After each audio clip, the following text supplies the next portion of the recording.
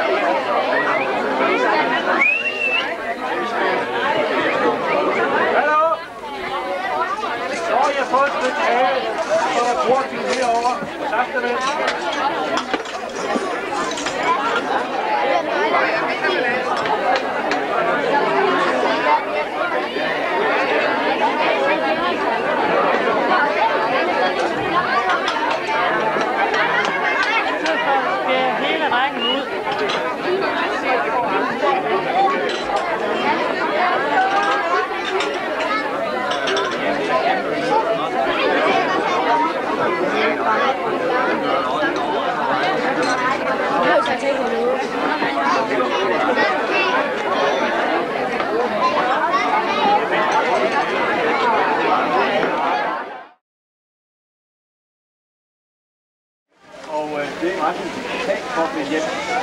I skal lige rømme 10 meter længere tilbage. Jeg vil sige, det er første gang, jeg prøver at sætte sådan nogle duer afsted. Var det vigtigt, at du tænder med selv duerne? Det er bare. Så vil jeg også sige, at som trøje, så er der ikke 150 duer. Fordi hvis nogen lovede, at det blev så dårligt vejr, så var drivduejerne ikke meget for at give så mange uger. Fordi han rent faktisk. Og så som Bøje sagde, så synes vi, at duer var noget bedre, end det vi oprindeligt havde forestillet os, nemlig at sende balloner afsted. Og så sagde vi til hende, at det er grunden også rigtigt. Det er en rigtig dårlig idé. Vi havde oprindeligt forestillet os, at vi skulle have et lille brev i de her balloner, så at folk de kunne læse omkring vores jubilæum rundt omkring den store verden. Så da ikke hovederne blød, så tænkte vi, at duer.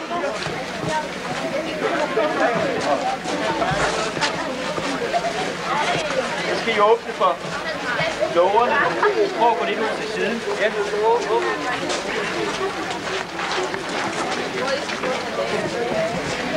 Så tager vi de øverste først, tror jeg.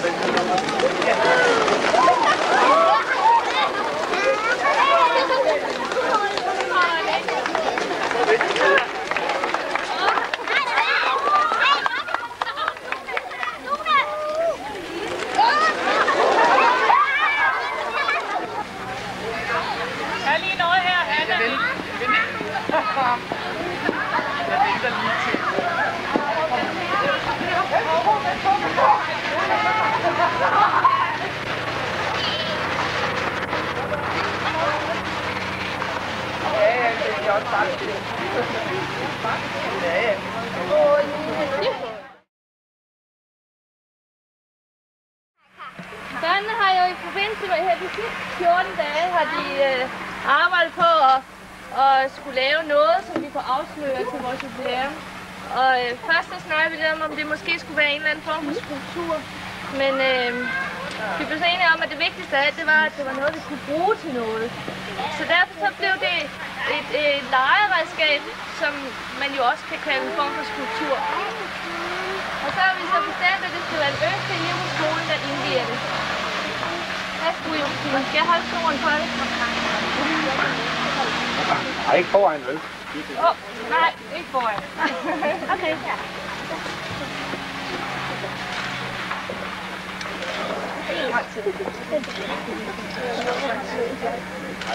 Så er det.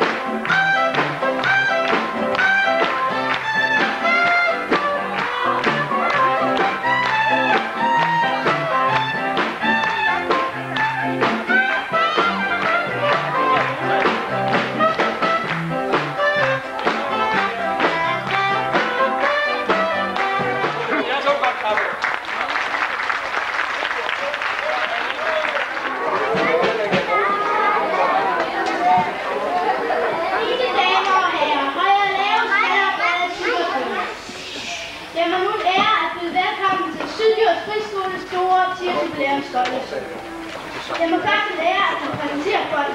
De kunne forlige. De er uovertræffelige. De er utroligt fantastiske cykler. Nemlig min dame her. Hvad? Solocykler er det?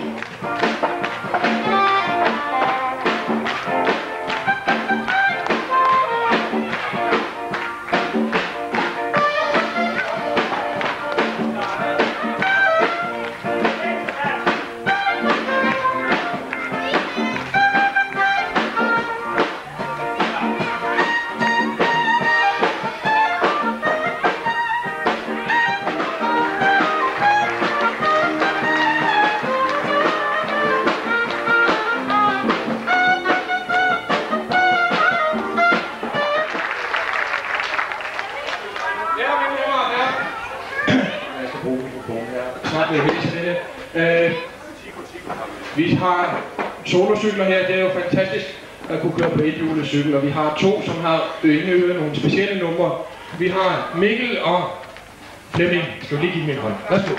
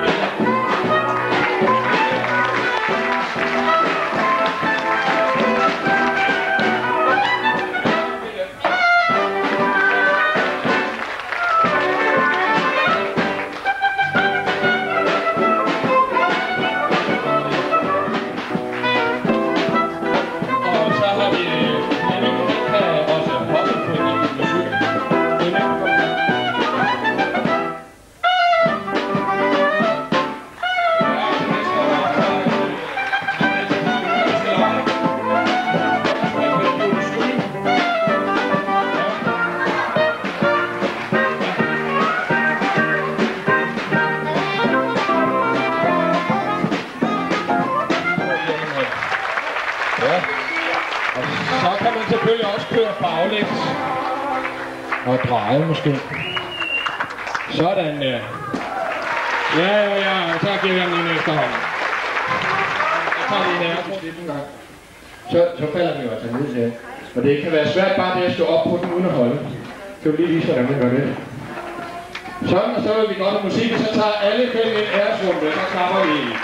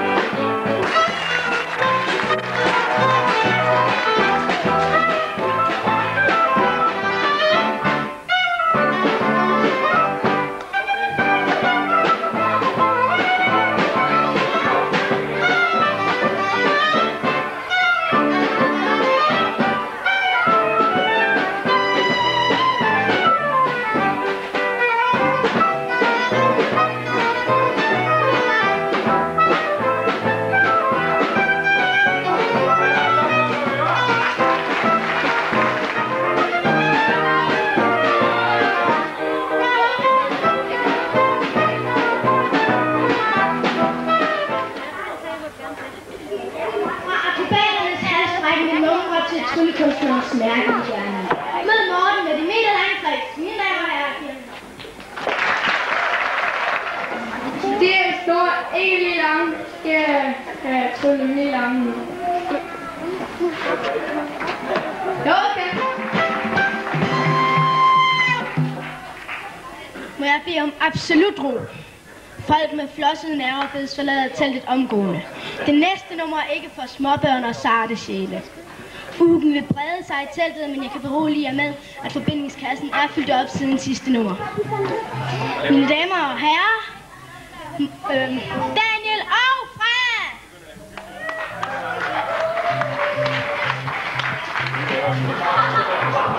Ja, og vi har her barske Daniel. Nok den mest barske, vi overhovedet har haft i skolen. Den kan lige gå ud mod publikum, men der siger de så.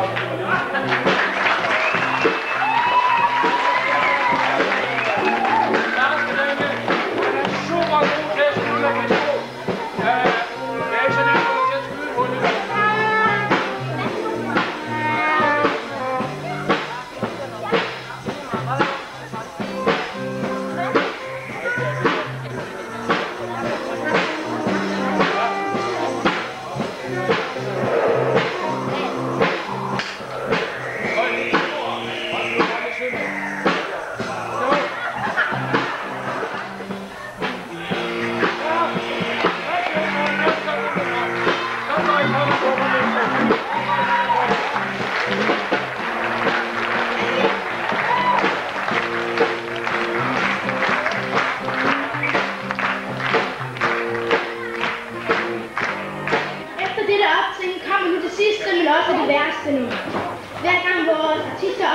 optræde med livet som indsats. Derfor er det os en ære at både præsentere for dem Michael og Flemming. Nu vil vi så kunne Flemming hen i kassen. Og skal ham lidt i stykker. Sidder du godt, Flemming? Jeg sidder ikke særlig godt. Det var godt. Så lukker vi kassen. På det om bagved, så vil vi nu stikke den tværs igennem Flemming, vi starter til at sige. Nu tager vi lige og stikker igennem nakken over. Ja, kom igen. Ja, det er, vi skal have noget musik, så vi kan høre skrige. Ja, kommer næste den sølvspød, tager vi nu ind igen. Rundstøkkunder. Ja, for sejt. Ja, kom så. Ja, vi tager det næste her. Ja, så skal vi gennem næsen også, eller hvad? Ja, så kommer vi til foran stuppe. Ja, så kommer vi igennem næsen. Det bliver sjovt, der er bare for sjovt her, så tager vi næste. Kommer igennem maven, nu skal vi passe på lugten. Ja, jeg vil lige prøve at have. Ja, så er det der er nøje. Ja, det er ikke nogen, så det er lidt længere fremme, så skal vi se, hvad der sker der. Ja, sådan min nummer 15. Ja, igen. Jeg må godt lige klare det. Ud af svær. Ja, så tager vi den ud. Bare flasken ned på gulvet der. Tag den ud.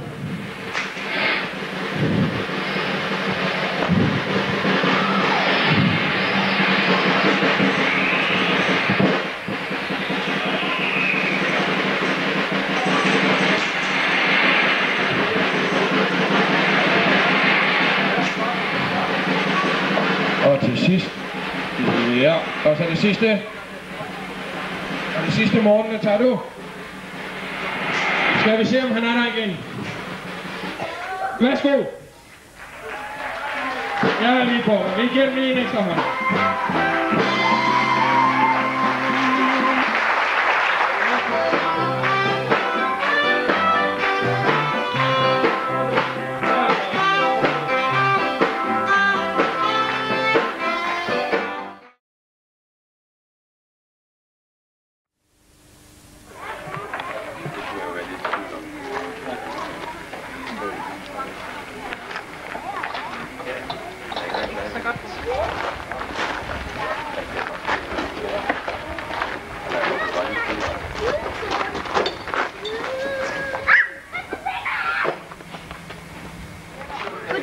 Goddag. Hej. Goddag, hvad dag er det i dag? Det ved jeg ikke. Det er søndag. Nå. Søndag den 2. september. Hvad laver I hernede? Og hvad er det? Det er ved at rydde op på plads og sætte på plads. Nå.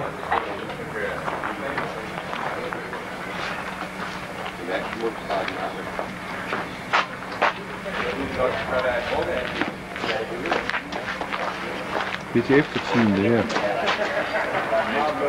Har du nogle meddelelser til eftertiden? Ikke lige nu. Jeg kan ikke tænke mere.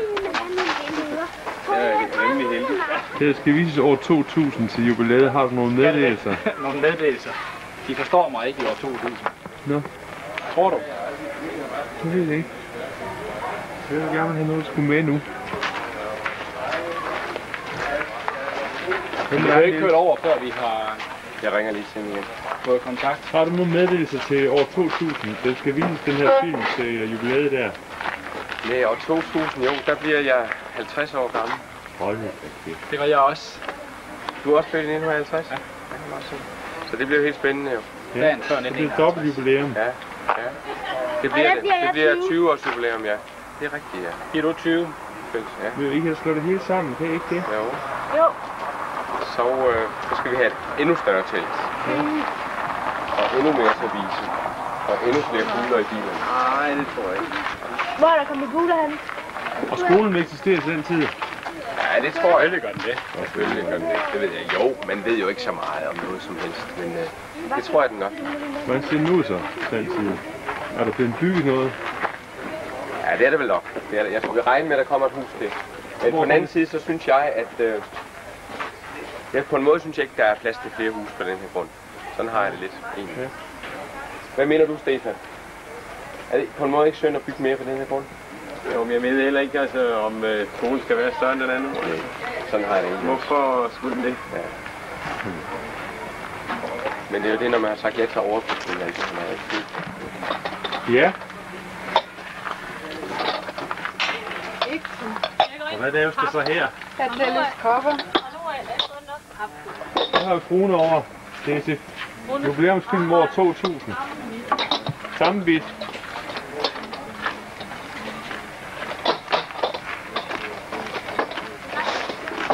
Nu har vi den daværende pedel Holger. Jeg har 4 tons til jernhorn.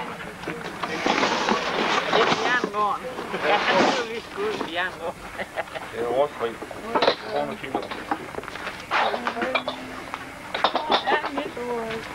Den stod lige der, Dorte. Det er ikke den, Niels. Niels, han ender ringe til Rosted.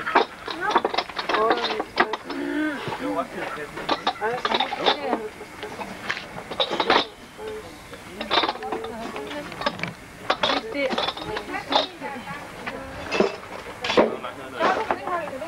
stemmer. Ja, har vi byttet med navn i flere år, som en stor flyveplads. Det er til jubilæumsfilm år 2000 det her.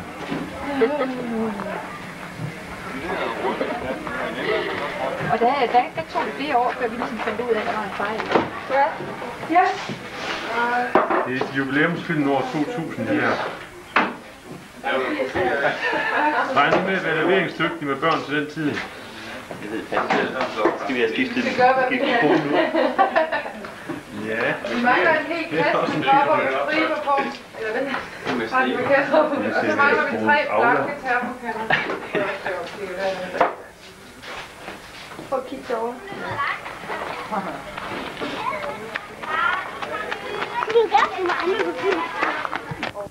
Skal du bruge ham? Ja, prøv at spørge ham, om vi skal begynde at putte serviette på til... Nej, fotogen. Det er godt svare. Dorte, vi har jo også der råd. Hvis de gør det med.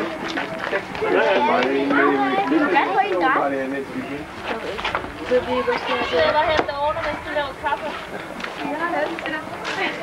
Det var lige kæft. Det er jo ligesom ikke rigtig noget, at vi står så slet til nu.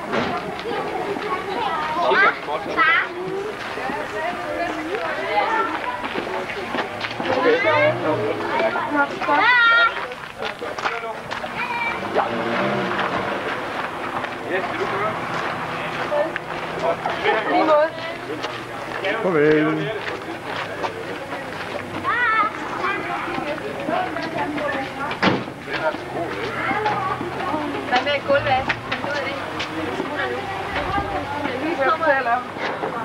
Hvad synes du, skal vi tage til festuge? Ja. Synes du det? Ja. 20 røgkrav, askebær, 20 lysestager, de er med. Ja. 4 store skåle, de er også med. Ja. 4 store skåle. Det var lige sådan for sådan at der lige ved hvad der er ikke inde i kampen. Der låser. Jamen, du låser her.